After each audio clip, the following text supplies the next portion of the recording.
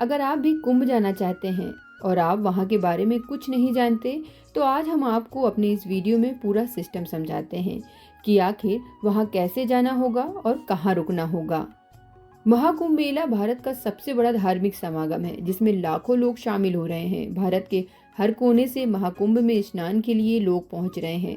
लेकिन कुंभ में जाने से पहले लोगों के मन में कई सवाल हैं कि आखिर कुंभ में जाने के लिए पहले से कोई रजिस्ट्रेशन करवाना होगा?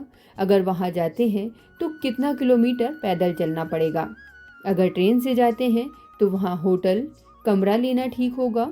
और रहने की व्यवस्था आखिर वहां कैसे होगी? अगर आपके मन में भी ऐसे ही कई सवाल हैं, तो चलिए हम आपको इन सारे सवालों का जवाब देते हैं। तो चलिए आपको बताते हैं कि आखिर आप कुंभ में किस तरह से स्नान कर सकते हैं और बिना किसी परेशानी के कुंभ मेले का आनंद लेकर अपने घर वापस आ सकते हैं। सबसे पहले आपको बता देते हैं कि कुंभ आखिर कब से कब तक रहने वाला है। दरअसल कुंभ का आयोजन 13 जनवरी 2025 से 26 फरवरी 2025 तक होगा। इस दौरान 6 शाही स्नान होंगे। जिस दिन भीड़ सामान्य के मुकाबले ज्यादा रहेगी। कुंभ के शाही स्नान की डिटेल इस प्रकार है। पहला शाही स्नान 13 जनवरी को, दूसरा शाही स्नान 14 जनवरी, तीसरा शाही स्नान 29 जनवरी यानी मौनी अमावस्या के दिन, चौथा शाही स्नान 2 फरवरी बसंत पंचमी के दिन, पांचवा शाही स्नान 12 फरवरी माघ पूर्णिमा के दिन और आखिरी यानी छठा शाही स्नान 26 फरवरी महाशिवरात्रि के दिन होगा। अब चलिए आपको बताते हैं कि आखिर कितने सेक्टरों में प्रयागराज को बांटा गया है। दरअसल कुंभ मेला क्षेत्र को 4 भागों में बांटा गया है, जिनमें फाफा मऊ जोन, अरेल, परेड और झूसी जोन शामिल है। इन जोन में 25 सेक्टर बनाए गए हैं। इन जोन का मतलब है कि जो प्रयागराज में जिस दिशा से इंटर होगा वो उस दिशा के जोन में शामिल हो सकता है। जो लोग शहर से आ रहे हैं उन्हें परेड जोन में एंट्री मिलेगी। अब जो सबसे बड़ा सवाल है कि क्या आपको रजिस्ट्रेशन करवाना होगा, तो उसका भी जवाब दे देते हैं। दरअसल अगर आप कुंभ में जा रहे हैं तो आपको वहां स्नान के लिए कोई भी रजिस्ट्रेशन करवाने की जरूरत नहीं है। कई वेबसाइट्स रजिस्ट्रेशन करवाने का ऑप्शन दे रही है, लेकिन आधिकारिक तौर पर ऐसा नहीं है। आप प्रयागराज जाकर बिना किसी रजिस्ट्रेशन के कुंभ में स्नान कर सकते हैं। अगला सवाल ये कि अगर आप ट्रेन से जा रहे हैं तो कैसे जाएं? अगर आप ट्रेन से प्रयागराज जाने का प्लान बना रहे हैं तो प्रयागराज के 9 स्टेशन पर ट्रेन के जरिए पहुंच सकते हैं। ऐसे में आप इन 9 स्टेशन के लिए टिकट बुक कर सकते हैं, जिनके स्टेशन कोड के जरिए आप आसानी से टिकट बुक कर पाएंगे। इन स्टेशनों में Prayagraj junction, Prayagraj Rambagh, Prayagraj Sangam, Prayag junction, Naini junction, Prayagraj Chheoki, फाफा मऊ जंक्शन, झूसी और सूबेदारगंज स्टेशन शामिल है।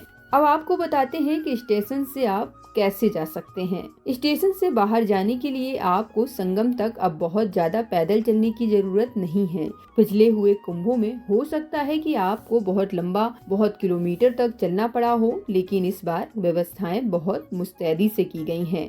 स्टेशन से बाहर जाने के बाद आपको संगम तक तो जाना ही होगा। इसके लिए रेलवे की ओर से शटल बस भी चलाई गई हैं। इसके साथ ही आप अन्य पब्लिक ट्रांसपोर्ट के जरिए भी संगम स्थल तक आसानी से जा सकते हैं। अगर आप बस से जा रहे हैं तो आपको प्रयागराज बस अड्डा, कचहरी बस अड्डा, झूसी, सरस्वती द्वार, Beli, Bela Kachhar, Nehru park, Saraswati hitech city, कुष्ठ बस स्टैंड तक जाना होगा। आप अपना बस स्टैंड पहले से आने वाली गाड़ियों के हिसाब से चुन सकते हैं। कई लोगों के मन में है कि अगर खुद की गाड़ी से जा रहे हैं तो क्या करना होगा, तो उसका जवाब ये है कि अगर आप खुद की गाड़ी से जाना चाहते हैं तो आप सीधे संगम क्षेत्र तक जा सकते हैं और पार्किंग स्थल पर गाड़ी खड़ी कर सकते हैं। वहां से संगम के लिए थोड़ा पैदल चलना होगा। हर क्षेत्र के लिए पार्किंग की व्यवस्था की गई है, जो संगम क्षेत्र से 4 से 15 किलोमीटर की दूरी तक है। आप अपने होटल और पुलिस प्रशासन के इंतजाम के हिसाब से वहां अपनी गाड़ी खड़ी कर सकते हैं।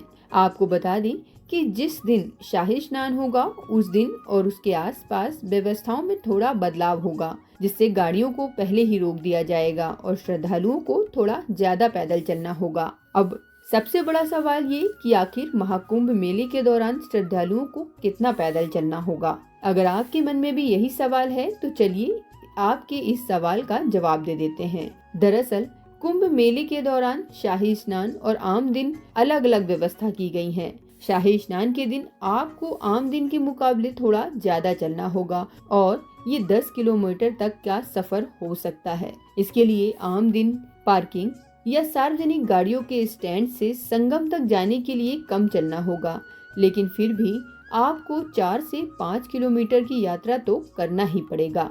साथ ही आपको बता दें कि प्रशासन की ओर से भीड़ कंट्रोल के लिए बदलाव भी किए जा सकते हैं। साथ ही हर जोन के हिसाब से भी चलने की दूरी में कम या ज्यादा दूरी हो सकती है। अगर प्रशासन की ओर से शेयर की गई जानकारी के अनुसार कुछ पार्किंग क्षेत्र संगम क्षेत्र से 2 किलोमीटर दूरी पर भी हैं, जो झूसी क्षेत्र में है। इसके अलावा कुछ पार्किंग 16 किलोमीटर दूर भी है। झूसी जोन में पार्किंग घाट से ज्यादा नजदीक है। अब आपको बताते हैं कि क्या कुंभ जोन के लिए टेंट बुक करना ही जरूरी है। दरअसल ऐसा जरूरी नहीं है कि आपको टेंट में ही रुकना है। संगम क्षेत्र के करीब टेंट सिटी बसाई गई है, वहां आप टेंट में रह सकते हैं। इसका फायदा ये है कि आप संगम के करीब रह सकते हैं और वहां से पर्यटकों को धार्मिक अनुष्ठानों, पवित्र स्थान और धार्मिक आयोजनों तक आसानी से पहुंच मिल सकती है। आप टेंट सिटी के बाहर होटल, धर्मशाला, होम स्टे आदि में भी रह सकते हैं। अगर टेंट बुक करना चाहते हैं तो आप UPSTDC की आधिकारिक वेबसाइट से बुकिंग कर सकते हैं। इनकी रेट अलग अलग टेंट के हिसाब से अलग अलग है। प्रयागराज में आप स्नान के अलावा अखाड़ों के रहने की जगहों पर भी घूम सकते हैं, जहां अघोरी रुके हुए हैं। वहां का टूर कर सकते हैं। इसके लिए भी यूपी टूरिज्म की ओर से अलग अलग प्लान बनाए गए हैं। आप 2000 रुपए या 3000 रुपए आदि के प्लान के हिसाब से भी प्रयागराज और महाकुंभ मेला का दर्शन कर सकते हैं और गंगा स्नान भी करके आसानी से अपने घर को वापस आ सकते हैं।